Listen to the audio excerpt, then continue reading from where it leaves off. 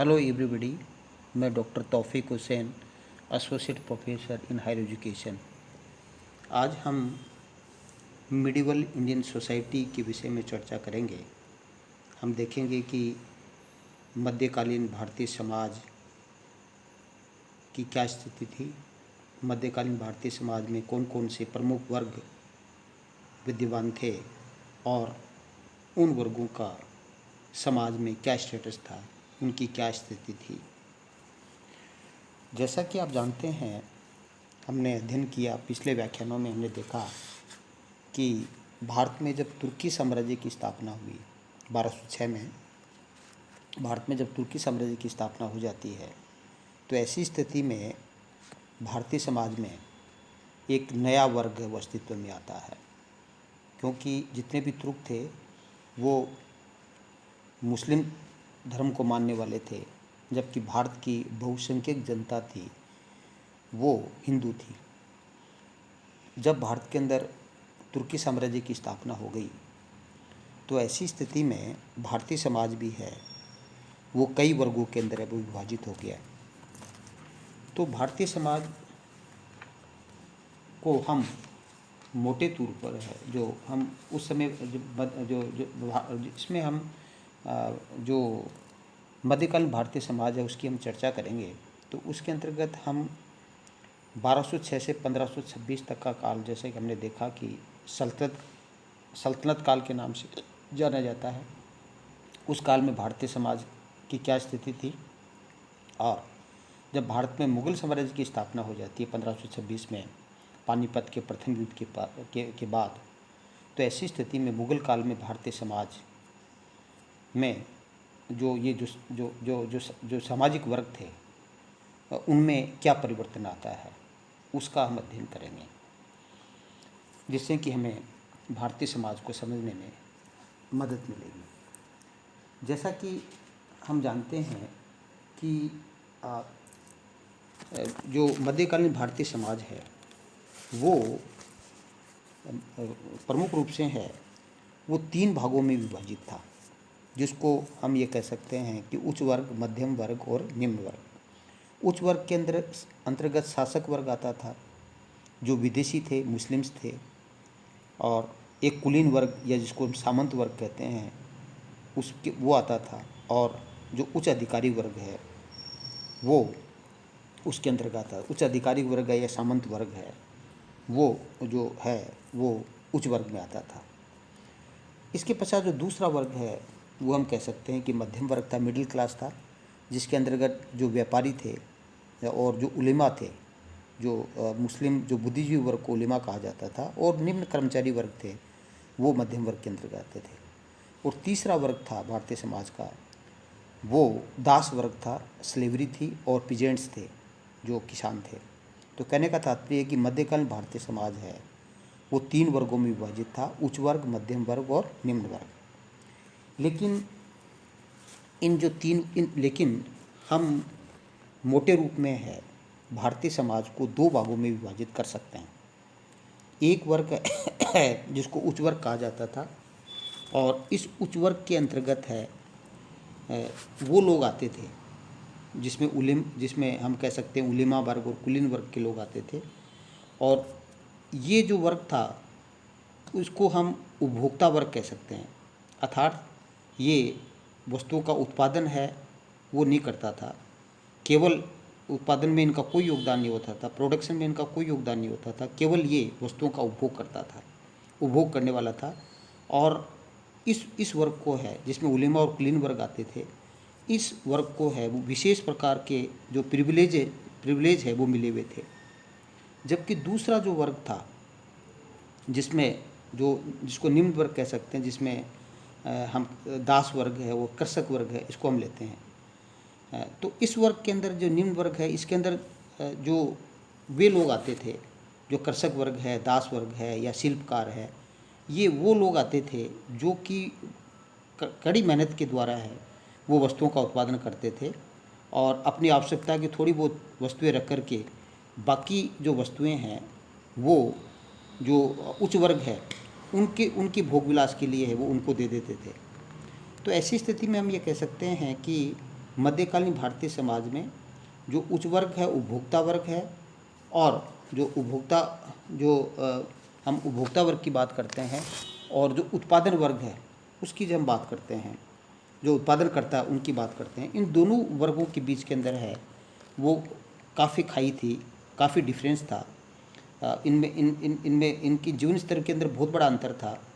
जबकि क्योंकि जो ये उच्च वर्ग है वो भोगविलासिता का जीवन है वो व्यतीत करता था, जबकि है निम्न वर्ग है उसको अपना भरण पोषण है बड़े बड़े मुश्किल से वो अपना भरण पोषण है वो कर पाते थे।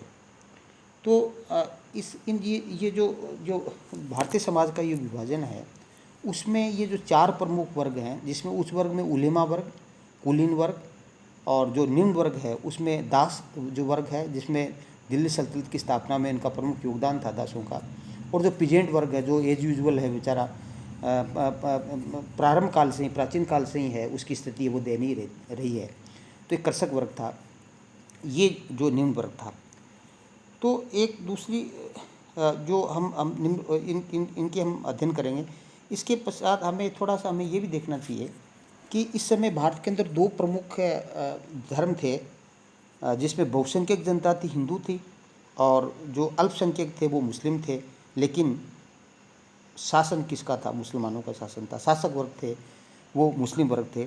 इसलिए जो ये मुस्लिम वर्ग है, मुस्लिम समाज है, हिंदू समाज है वो तो एज यूजुअल पहले की तरह एक तरह से विभिन्न वर्गों के अंदर है बटा हुआ था। जबकि मुस्लिम समाज है वो इस समय है वो दो वर्गों में विभाजित हो गया था। एक को विदेशी मुसलमान कहा जाता था, जो कि विदेशी आक्रमणकारी जो भारत में आए और उन्होंने अपने शासन सत्ता है वो स्थापित की, और ये एक प्रभावशाली वर्ग था और इनका समाज के अंदर है वो बहुत महत्वपूर्ण स्थान था विदेशी मुसलमानों का, क्योंकि ये शासक वर्ग था और इनको काफ़ी विशेष अधिकार भी मिले हुए थे, और राज्य के जो उच्च पदों पर है वो इन लोगों की विदेशी जो मुसलमान हैं उनकी नियुक्ति की जाती थी। इनको बड़ी बड़ी जागीरें हैं वो दी जाती थी, और शासन के अंदर और समाज के अंदर है प्रशासन और सोसाइटी में इनका महत्वपूर्ण स्थान था। और ये जो विदेशी मुसलमान हैं ये भी क्या है कि ये अलग अलग कबीलों से आए थे। जैसे ये तुर्की थे, ईरानी थे, अफ़गान थे, अरबी थे, अबिसिनियन थे, आदि अलग अलग ये इनके कबीले थे। लेकिन तुर्क हैं वो अपने आप को श्रेष्ठ मानते थे, और ये जो जो जो विदेशी मुसलमान हैं उन्होंने इन जो तुर्क है उन्होंने अन्य जो जो जो कबीले थे उनसे अपनी श्रेष्ठता बनाए रखी। लेकिन अलाउद्दीन खिलजी के समय में हम देखते हैं, हमने अध्ययन किया था अलाउद्दीन खिलजी के समय, हमने देखा था कि खिलजी क्रांति होती है। तो उस समय क्या होता है कि खिलजियों ने, क्योंकि उस समय तुर्की अमीर वर्ग है वो काफ़ी हावी हो जाता है। इल्तुतमिश ने तुर्कानी चहलगानी का निर्माण किया था। तो ऐसी स्थिति में उनको बैलेंस करने के लिए है, अब वो जो अलाउद्दीन खिलजी है वो तुर्कों की श्रेष्ठता है वो को कम करने के लिए है, वो एक प्रकार से क्या करता है कि जो भारतीय मुसलमान हैं उनको भी विभिन्न पदों पर उच्च पदों पर नियुक्त करना प्रारंभ कर देता है। तो खिलजियों का प्रभाव वो बढ़ जाता है और तुर्कों का प्रभाव है वो कम हो जाता है।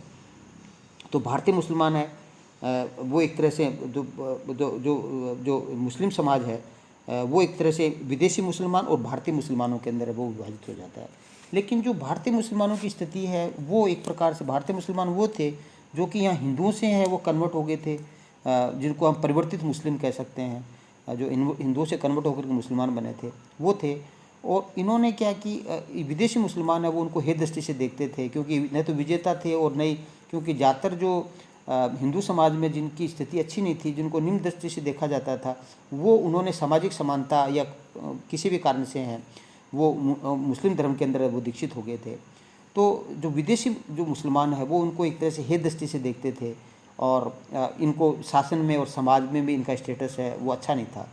और जो हालांकि कुछ जो भारतीय मुसलमान हैं वो कुछ अपवाद स्वरूप कुछ विशेष पदों पर पहुँचे थे, लेकिन फिर भी हम ओवरऑल हम कहें तो भारतीय मुसलमानों की स्थिति है वो थोड़ी कमज़ोर थी, और जो विदेशी मुसलमान है उसका स्टेटस है वो अच्छा था। भारतीय मुसलमान हिंदू जो जो हिंदुओं की जाति प्रथा के अनुसार है वो भी उन्होंने भी अपने कई प्रकार से वर्ग, जिस जाति से वो कन्वर्ट हुए थे वही वर्ग वो बन गए थे, और एक तरह से उनकी भारतीय मुसलमान है वो एक प्रकार से शिया और सुन्नी के अंदर भी विभाजित था। और इसमें क्या था कि जो भारतीय मुसलमानों की जब हम बात करते हैं तो भारतीय मुसलमानों के अंदर भी दो वर्ग थे, जिसमें एक जो वर्ग था वो तो सैनिक था। जो आपके जो हम कह सकते हैं मुसलमानों के अंदर है वो दो वर्ग थे। तो एक वर्ग था वो था जो सैनिक कार्य करता था, है ना, और सैनिक कार्य के द्वारा है वो उनका महत्वपूर्ण स्थान था समाज में। और दूसरा वर्ग है वो अपनी योग्यता, जो विद्वान थे, जो अध्ययन अध्यापन का कार्य करते थे, उसके आधार पर है वो उनका समाज में है वो अच्छा स्थान था। उस वर्ग को उलेमा वर्ग कहते थे। तो कहने का तात्पर्य कि इस समय जो मुस्लिम सोसाइटी है उसके अंदर एक जो महत्वपूर्ण वर्ग था मध्यकाल के अंदर है, जिसको उलेमा वर्ग कहा जाता था। तो उलेमा वर्ग से हमारा क्या तात्पर्य है? उलेमा वर्ग है वो मुस्लिम बुद्धिजीवी वर्ग है, या मुस्लिम विद्वानों को, जिनको मुस्लिम धर्म के विषय के अंदर है वो अच्छी जानकारी थी, उनको उलेमा कहा जाता था। तो उलेमा है वो मुस्लिम बुद्धिजीवी वर्ग या मुस्लिम विद्वानों को कहा जाता था। और जैसा कि मैंने बताया कि इनका समाज के अंदर है वो महत्वपूर्ण स्थान था। ये अच्छे पढ़े लिखे थे, लेकिन धार्मिक दृष्टि से इनका दृष्टिकोण बहुत ही कंजर्वेटिव था, संकीर्ण था। लेकिन इनका मुस्लिम जनता पर गहरा प्रभाव था, क्योंकि प्रशासन के अंदर इनकी महत्वपूर्ण रुचि थी। और ये जो शासक वर्ग थे वो भी इनसे है वो विभिन्न अपनी नीतियाँ निर्धारण के अंदर है, और विभिन्न जो धार्मिक है और जो गैर धार्मिक है दोनों ही मामलों के अंदर है वो सलाह लेता था। इसलिए समाज में इनकी स्थिति बड़ी अच्छी थी। और ये धार्मिक पदों पर है, न्यायिक पदों पर है, शैक्षणिक पदों पर है, उलेमा वर्ग की वो नियुक्ति की जाती थी। और इस्लाम धर्म के सिद्धांतों को जानने के कारण से और उसकी व्याख्या करने का अधिकार है इनके पास ही था। तो ऐसी स्थिति के अंदर इनका एकाधिकार था इंटरप्रिटेशन करने का, शरीयत का इंटरप्रिटेशन करने का अधिकार था। तो ऐसी स्थिति के अंदर क्या है कि इनका समाज के अंदर उलेमा वर्ग का है वो समाज के अंदर है वो जो उच्च स्थान था। लेकिन प्रारंभिक तुर्क जो शासक हैं उनके समय में कुतुबुद्दीन ऐबक की हम बात करते हैं या इल्तुतमिश की बात करते हैं, प्रारंभ के अंदर जो तुर्की राज्य की स्थापना हुई तो प्रारंभिक शासकों में इन उलेमा वर्ग की स्थिति है वो अच्छी थी। लेकिन अलाउद्दीन खिलजी के समय में हम देखते हैं कि अलाउद्दीन खिलजी ने उलेमाओं का प्रभाव बढ़ गया था और बहुत वो हस्तक्षेप करने लगे थे। तो अलाउद्दीन खिलजी है उसने उलेमाओं की उपेक्षा की। और अलाउद्दीन खिलजी को जब एक बार अलाउद्दीन खिलजी ने जो शरीयत के अनुसार है जो आपका जो खम्स था, लूटेड प्रॉपर्टी है, उसकी विभाजन के संबंध के अंदर है पहले के शासकों में ये प्रचलित था कि जब लूटेड प्रॉपर्टी है उसका 80% भाग है वो सैनिकों को देना चाहिए और 20% भाग है वो शाही खजाने में जमा होना चाहिए। अलाउद्दीन खिलजी ने इसको बदल दिया और ऐसी स्थिति के अंदर क्या है कि अलाउद्दीन खिलजी ने 80% भाग है वो शाही खजाने में 20% सैनिकों को बांटने का सिद्धांत लागू किया। तो ऐसी स्थिति में उलेमाओं ने विरोध किया। तो अलाउद्दीन खिलजी ने यह कहते हुए उनकी एक तरह से उनकी उपेक्षा की कि वो उन्होंने कहा कि मैं नहीं जानता कि इस्लाम शरीयत के अंदर क्या लिखा है, मैं इस बात की कोई चिंता नहीं करता कि शरीयत में क्या लिखा है, मैं राज्य के हित में और अवसर विशेष में जो उचित समझता हूँ वही करता हूँ।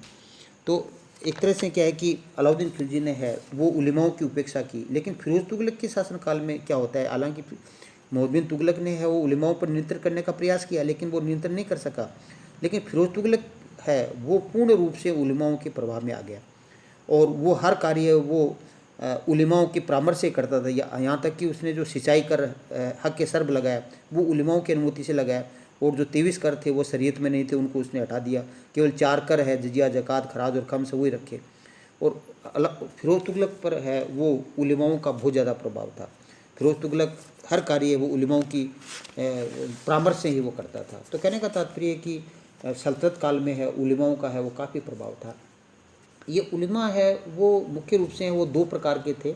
एक तो उलेमा ए अखरात कहा जाता था। एक प्रकार के उलेमा थे, मतलब इनका जो सांसारिक विषयों के प्रति इनका जो दृष्टिकोण था, रवैया था, उसके आधार पर इन उलेमाओं को है मतलब इनका जो एटीट्यूड है उन एटीट्यूड को देखते हुए है सांसारिक मामलों में इनका क्या एटीट्यूड था उसके आधार पर उन उलेमाओं को दो वर्गों में विभाजित किया गया। एक उलेमा ए अखरात और एक उलेमा ए दुनिया। तो उलेमा ए अखरात का मतलब क्या था कि उलेमा अखरात है वो एक प्रकार से इनको रिलीजियस नॉलेज था और रिलीजियस नॉलेज को धार्मिक ज्ञान प्राप्त करने में ये विश्वास करते थे। और एक तरह से ये जो भौतिक और राजनीतिक मामलों से एक प्रकार से दूर रहते थे और एक प्रकार से शासकों से और अमीरों से ये मिलना भी पसंद नहीं करते थे। और जो धन की चिंता नहीं करते थे, और एक प्रकार से फ़कीरी की जीवन है वो एकदम फ़कीरी का जीवन है, वो साधारण जीवन व्यतीत करना है वो पसंद करते थे। और इनका जो जीवन का जो मुख्य पर्पज़ था वो ज्ञान प्राप्त करना था, कि अपने ज्ञान में ज़्यादा से ज़्यादा वृद्धि करना और समाज का जो मोरल है उसके उत्थान के लिए कार्य करना इनका प्रमुख कार्य था। और ये सुल्तान से, जैसे मैंने बताया कि शासकों से मिलना पसंद नहीं करते थे, सांसारिक कार्यों के अंदर इनकी विशेष रुचि नहीं थी, केवल ये अपने ज्ञान में वृद्धि और लोगों के नैतिक उत्थान का प्रयास करते थे और साधारण जीवन व्यतीत करते थे। ऐसे इस प्रकार के उलेमा जिनका समाज में एक सम्मानपूर्ण स्थान भी था, उनको उलेमा ए अखरात कहा जाता था। और दूसरे प्रकार के जो उलेमा हैं उनको जो जिनका दृष्टिकोण सांसारिक होता था, और वो क्या क्या था कि ये सांसारिक होने के कारण से है वो एक प्रकार से धन प्राप्त करने के लिए है और अपना सोशल स्टेटस है वो प्राप्त करने के लिए हमेशा तत्पर रहते थे, और अपने स्वार्थ की पूर्ति के लिए, अपने लाभ के लिए है ये अपनी आत्मा को बेच देते थे, और अब सिद्धांतों को वो तरजीह नहीं देते थे। हर समय है वो इन किन प्रकार है वो अपना स्टेटस कैसा बढ़े इसके लिए तत्पर रहते थे, और इसलिए वे सुल्तानों से, अमीरों से अच्छे संबंध भी रखते थे। और एक प्रकार से इन उलेमा दुनिया के अंदर, एक तो उलेमा सू नामक जो अमीर थे वो तो इतने गिरे हुए थे कि वे अच्छे और बुरे कार्यों के लिए सुल्तान और अमीरों को अपना नैतिक समर्थन भी दे देते थे, अपने स्वार्थ के लिए नैतिक समर्थन दे देते थे। और एक तरह से जो मुस्लिम समाज है उनके पतन के लिए है, और उन मुस्लिम समाज में जो पतन आया, जो गिरावट आई, उसके लिए है इस प्रकार ये जो उलेमा है वो उत्तरदायी थे, क्योंकि संकीर्ण दृष्टिकोण के थे। एक प्रकार से धार्मिक दृष्टि से बड़ा इनका दृष्टिकोण है वो संकुचित था।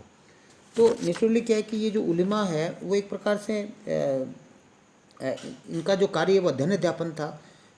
एक मुस्लिम शरीयत है उनका अध्ययन करना, धार्मिक ज्ञान प्राप्त करना, और उसके पश्चात इनकी इच्छा होती थी कि वे एक अध्यापक बन जाएं, एक मुतालवी बन जाएं, और ज़्यादा से ज़्यादा ये रहता था कि वो एक काजी बन जाएं, या ज़्यादा से सबसे ज़्यादा सर्वोच्च इच्छा से ज़्यादा सपना होता था कि वे सदर जहाँ बन जाए।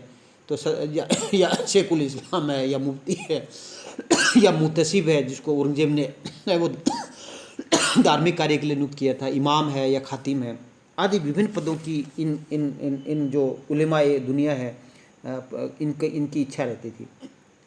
तो जैसे मैंने बताया कि तुर्की राज्य की जब स्थापना हुई उस समय इन जो उलेमा है उनका अत्यधिक प्रभाव था। लेकिन बाद में धीरे धीरे जो अलाउद्दीन खिलजी के समय है वो एक प्रकार से है इनका प्रभाव वो कम हो जाता है। लेकिन जब हम मुग़ल काल में देखते हैं तो मुग़ल काल में अकबर ने धार्मिक सहिष्णुता की नीति अपनाई। तो ऐसी स्थिति में उलेमा जो अकबर के काल के अंदर है वो उलेमा वर्ग में गिरावट आई, और जब उन्होंने जो एक फतेहपुर सीकरी में जो इबादत खाना की स्थापना की थी और वहाँ सभी धर्मों के लोगों को बुलाया, तो उसमें उलमाओं को भी बुलाया था, और उलमाओं को जब उससे संवाद किया तो अकबर इस बात के लिए आश्वस्त हो गया कि उलमा है वो धर्म के बारे में उनको ज़्यादा नॉलेज नहीं है और कोई भी धर्म वो श्रेष्ठ नहीं है। तो ऐसी स्थिति में जो धार्मिक व्याख्या का जो अधिकार जिसको मेजर कहा जाता है उसका अधिकार वो अकबर ने स्वयं प्राप्त कर लिया। तो ये अकबर ने जब मेजर का अधिकार प्राप्त कर लिया तो ऐसी स्थिति के अंदर हम देखते हैं कि इस उलमा के प्रभाव के अंदर है जो समाज के अंदर उलमा का काफ़ी प्रभाव था, काफ़ी ताकतवर बन गए थे, और वो शासकों को है वो मिसगाइड भी करते थे, कई बार जिहाद के लिए भी वो एक प्रकार से प्रोत्साहित करते थे, और कई बार शासक को है वो धर्म के कारण से वो शासक है वो गलत निर्णय भी है वो ले लेता था। तो इस तरह से क्या अकबर के धार्मिक सहिष्णुता की नीति के कारण से है इन उलमाओं के जो अधिकार के अंदर है और उलमा के जो सोशल स्टेटस है उसमें है वो एक प्रकार से हमें कमी है वो नज़र आती है। तो इस प्रकार हम ये कह सकते हैं कि जो उलमा वर्ग है वो मुस्लिम जो मध्यकाल में उलमा वर्ग है उसका एक महत्वपूर्ण स्थान था और एक मध्यकालीन समाज का एक महत्वपूर्ण वर्ग था। आगे हम कल जो अगले व्याख्यान के अंदर है कुलीन वर्ग है या जिसको सामंत वर्ग उसकी स्थिति के बारे में चर्चा करेंगे, और स्लेवरी है, और स्लेवरी के साथ साथ हम जो कहना चाहिए कि जो पीजेंट्स है उनकी स्थिति और जो स्त्रियों की स्थिति है मध्यकाल में किस प्रकार से थी उसकी हम चर्चा करेंगे। तो थैंक यू। जय हिंद, जय भारत।